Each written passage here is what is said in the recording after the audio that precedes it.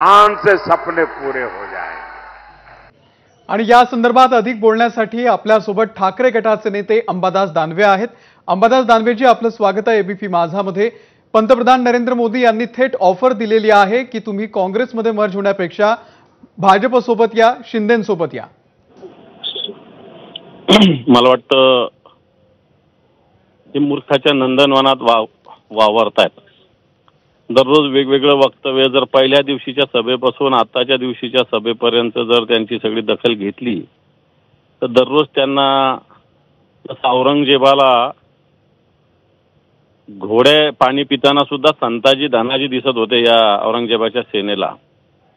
तशा पद्धतीनं यांना प्रत्येक ठिकाणी जळी स्थळी काष्टी उद्धवजी ठाकरे साहेब आणि शरद पवार साहेब दिसतात आणि ते मूर्खाच्या नंदनवनात आहे। ज्या शिवसेना नकली सेना बोलायचं, ज्या राष्ट्रवादीवर 70,000 कोटीचा भ्रष्टाचाराचा आरोप केला त्यांच्याबरोबर या म्हणायचं, वाटतं हे सगळं मूर्खपणाचे लक्षण नाही तर काय चांगल्यापणाचे लक्षण आहे का? म्हणजे याला बरळणं म्हणतात आपल्याकडे, शुद्ध भाषेत सांगायचं तर याला बरळणं असं म्हणतात। मला वाटतं ही बरळबाजी आत्ताच्या घडीला त्यांची चालू आहे। त्यांचं असं म्हणणं आहे की बारामतीच्या निवडणुकीनंतर शरद पवार हताश झालेले आहेत, त्यांचा कॉन्फिडन्स गेलेला आहे। खरंच अशी परिस्थिती आहे?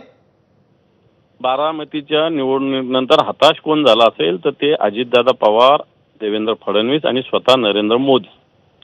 कारण त्यांना पराभूत करण्यासाठी जंग पछडलं। अजितदादाचं वक्तव्य वाचा, चंद्रकांत दादा पाटलांना त्यांनी रागावलेलं आहे। याचाच अर्थ निवडणूक हातातून गेल्याशिवाय माणूस रागावत नसतो।